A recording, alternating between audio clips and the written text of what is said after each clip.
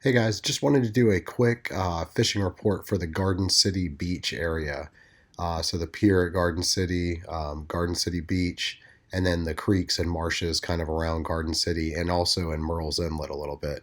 So I was there a few weeks ago fishing out on the pier with my son. He really wanted to go to the pier, so I kind of got a good taste of what was biting out there, and then all the creeks and everything that we've been fishing.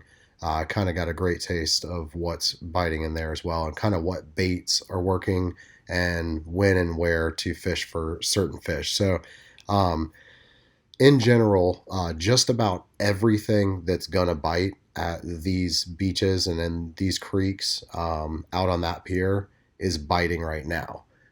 So the only thing probably missing is maybe your bigger like bull reds and bull blacks, black drums. That are not quite here yet.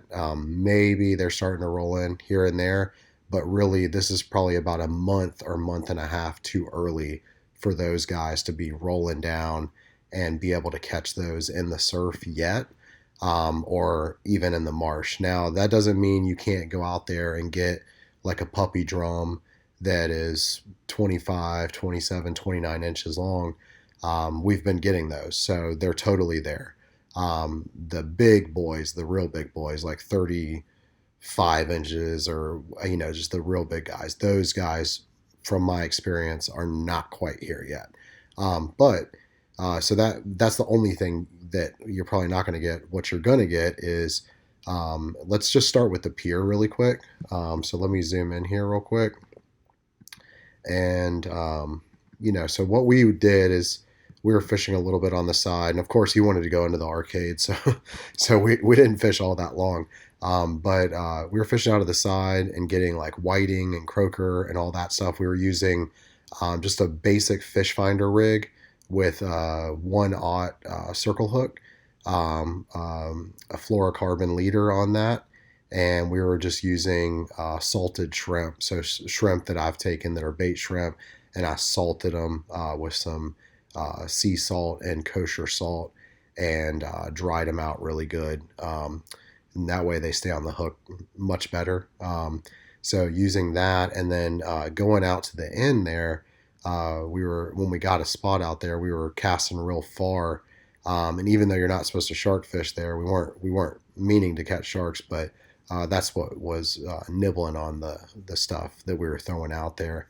And so all that can be caught out here. I think that it's going to be a tough go to catch a lot of like red drum and black drum probably in this area, just because of the amount of people that are fishing and swimming and all this stuff. So, the pier's a great place to fish in general. If you don't fish much, you need to rent the equipment and that kind of thing.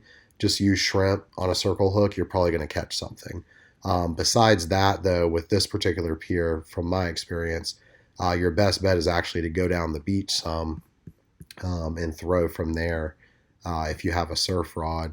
So when I'm on the beach fishing here, what I'm looking for are cuts that are kind of like rip tides that are pulling out.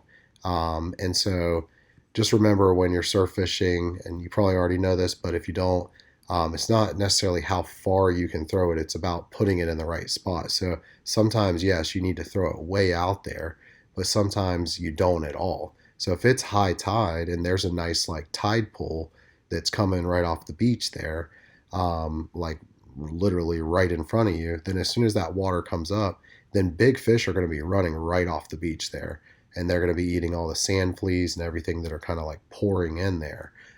So you need to just basically throw right off the beach, and most likely you're going to get a big fish. And so, if there's big rip tides though that are pulling out from the beach, then you want to be casting into those either inside of them or at the end of them. And so sometimes that's what requires you to throw past like a sandbar, or after past two sets of waves and all that, like two breaks, is just getting to the end of that. But really, what you want to be looking for when you're looking for those, if you don't already know, is there's going to be waves and like white water crashing, then there will be kind of like a calm spot. And sometimes that calm spot will have like brownish water coming up. And that's just because there's rip tides going through there and it's just churning everything up.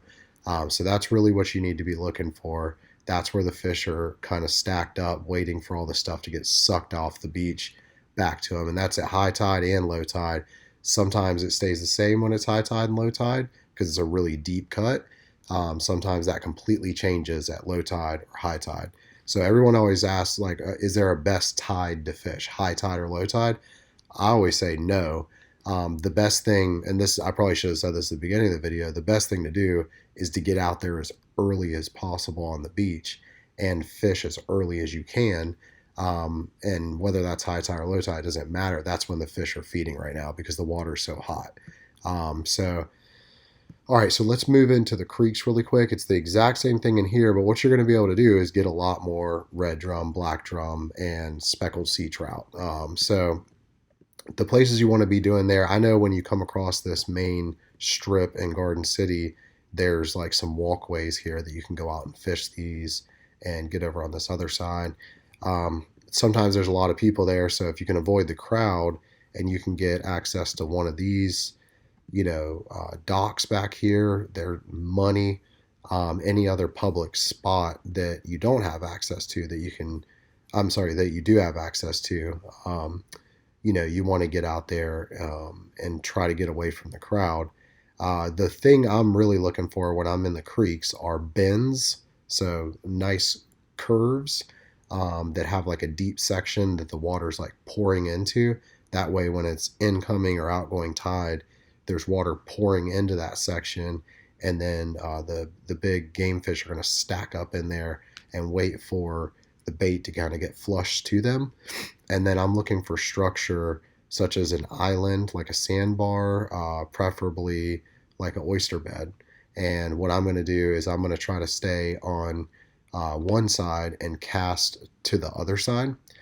So if the tide is going, let's say I'm facing this way towards the camera and the tide's going that way and the island's here, well, I want to be on this side casting to this side because the game fish, the big predators, are going to be over here stacked up facing into the tide, waiting for all that bait to come around this island or oyster bed, and that's where they're going to attack. So if you're over here, you're not spooking them, you're casting over here on the other side, that's where they're going to bite your bait. So what I'm fishing out there is really just two rigs that I like to use, a top rig and a bottom rig, either fishing a popping cork or more likely than not right now I'm fishing a Carolina rig. And the way I fish a Carolina rig, it's almost the same as a fish finder. But it's just Google Carolina rig or fish finder. It's almost the same thing, and that's what I'm fishing most of the time with a nice long fluorocarbon leader. The more I want to stay on the bottom, like if it's a flounder that I'm going after, then I'm either using a straight jig head and just bouncing it off the bottom, or I'm using like a really short fluorocarbon leader with that Carolina rig and just keeping it real close to the bottom. The baits that I'm using that are working right now are anything from just dead salted shrimp. I like to use small pieces at first on a small hook, and then if that's not working, I like to go bigger pieces on a small hook. Sometimes that's going to result in pinfish and other things just stealing your bait. Now, if I can find live shrimp out in the creeks, then with my cast net, then that's what I'm going to be using all day long. And I'm going to be using those live shrimp right where I found them because that's where all the fish are at. So as soon as you find live shrimp, as soon as the tide is moving and those live shrimp are there, preferably you find them at low tide and then the tide's coming in, start throwing those live shrimp out. You're going to catch some big fish most likely. A lot of times if I'm out there and I have the time, then I'm fishing artificial shrimp and artificial swim bait. So I use like the voodoo shrimp and DOAs and a couple of other ones from Salt Strong that they sell. I think this Power Prawn is the name.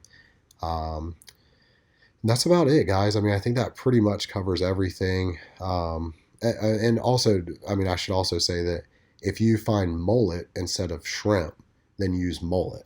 So if you find shrimp or if you see shrimp and you can't even get them, you're just like these little things popping out of the water, almost look like raindrops. It's the little ones, when they get spooked, they pop and you can hear them pop, pop.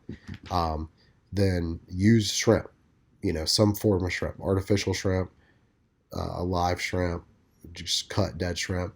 But if you see minnows and you don't see shrimp, then you need to try to either use minnow imitations, so the swim baits, or catch those live minnows with your cast net if you can. Use those. And you can use them live on a jig head or on a short Carolina rig to get flounder all day long. Or you can cut them and use them. And I've seen a lot of success lately. Instead of a lot of times, I would take my minnow and I would chop, chop, chop. So like if it's like a little finger mullet, just chop it, and I'd usually use that back third first, right? And then work up and not use the head, but work up towards the head and use the part with the guts and everything. Um, what I'm seeing the most successful with lately is actually taking that thing and kind of skinning it and filleting some meat off of it. And so you end up with like a flap of meat that you can then hook maybe once or twice through. And you've got like a big chunk of meat showing, and then you've got the side with the scales. Um, and I don't really pay too much attention to which way I rig that. But that is just, I mean, it works wonders. I try to use artificial bait as much as possible because I can cover so much more ground, like just cast, cast, cast, and kind of do a half circle and just cover the entire area just to see if there's fish there. But man, every time I do that with the kind of filleting either a menhaden or a finger mullet, and I put it on the hook, and it's on a Carolina rig, maybe a popping cork, there's something starts biting almost immediately. So, anyways, guys, make sure to subscribe if you like this kind of video and you want to get updates from me in the future. I'm doing lots of how-to videos and publishing them. Try to get something live just about every day. And also make sure to comment below if you have any questions or tips for everybody too. I'm always learning. I love to learn from everybody else when it comes to fishing. So post your tips and questions in the comments below. Thanks for watching, guys.